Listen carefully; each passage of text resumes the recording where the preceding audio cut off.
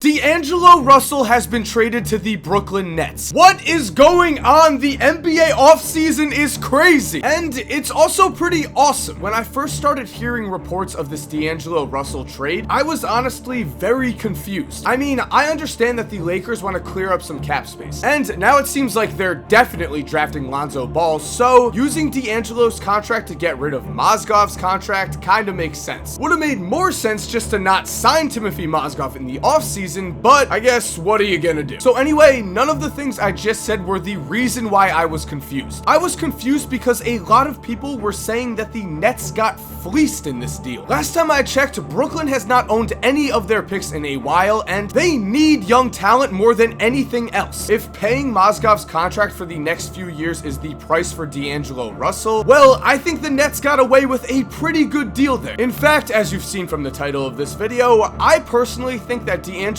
Russell will be an all-star. And so what's up, guys? My name is Mike, and today's video is pretty simple. I'm just going to be showing you reasons why I think D'Angelo Russell is going to be an all-star. So let's just jump into this. When we look at D'Angelo Russell's first two seasons in the NBA, we have to remember that he was put in an extremely difficult situation for a young point guard. Playing for the Los Angeles Lakers, the NBA's premier franchise, D'Angelo was put in the spotlight from the second he stepped on the court. And sure, at times he struggled, and at times he made mistakes both on and off the court, most notably the whole Nick Young incident, but through it all, D'Lo showed some real promise, and to me, he showed that he has what it takes to become an all-star in the NBA. To show you what I mean, let's take a look at D'Angelo's stats per 36 minutes in his first 2 years, and let's compare them to current NBA superstars Russell Westbrook and James Harden in their first 2 years in the league. As we can see, in his second year, D'Angelo put up better numbers than James Harden and put up very similar numbers when compared with Westbrook. Now, this might not mean much to you because right now, you don't think D'Angelo has a chance to become as good as Russ and Harden have become. But you have to remember that the first 2 or even 3 years in the NBA are going to be a struggle for almost every young guard. These are 19 or 20-year-old kids who should still be in college, but instead find themselves battling against grown men on a professional basketball court. So again,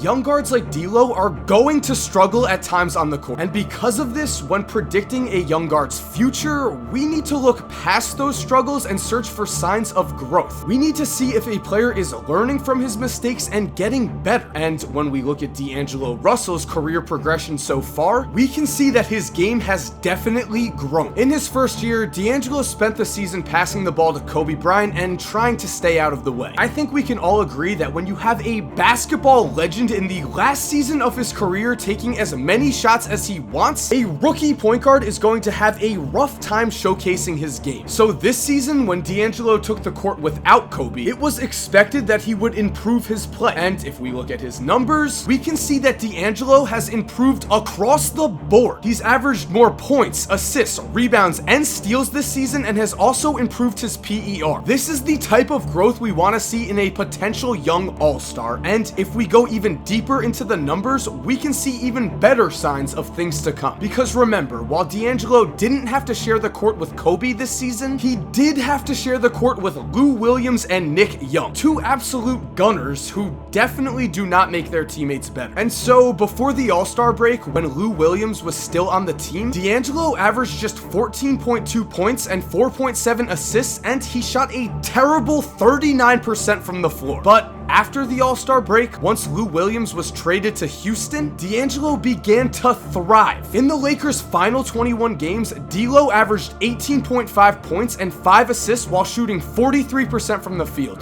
36% from 3, and 80% from the foul line. Those numbers are certainly impressive, and what's more, they showcase the growth that D'Angelo has made this season alone. That's the type of growth I want to see from a young guard. That's the type of growth I look for in a player I think can be a potential all-star. But still, while D'Angelo has shown a lot of potential in this league so far, he's really only shown just that. potential. It's going to take a lot of hard work for him to become a star in the NBA. Luckily for Brooklyn Nets fans though, D'Angelo is not afraid of hard work. In fact, his work ethic is just incredible. To give you an insight into D'Angelo's work ethic, let's just listen to what his coach, Luke Walton, had to say last summer. He's in the gym every morning before we even got to Summer League working out, then coming back at night and working out. His work ethic and his desire to play the way we want to play and his competitive nature have been incredible in the short amount of time that me and my staff have been down here. And this isn't the first time we've heard one of D'Angelo's coaches praise him for working hard. Looking back at his high school career, when he transferred to basketball powerhouse Mount Verde as a sophomore, D'Angelo found himself as a bench player on an extremely talented veteran team. But instead of accepting his situation, D'Lo fought to get better and to earn more playing time. As his AAU coach at the time, Ellis Miles, remembers, he was telling me, "Coach,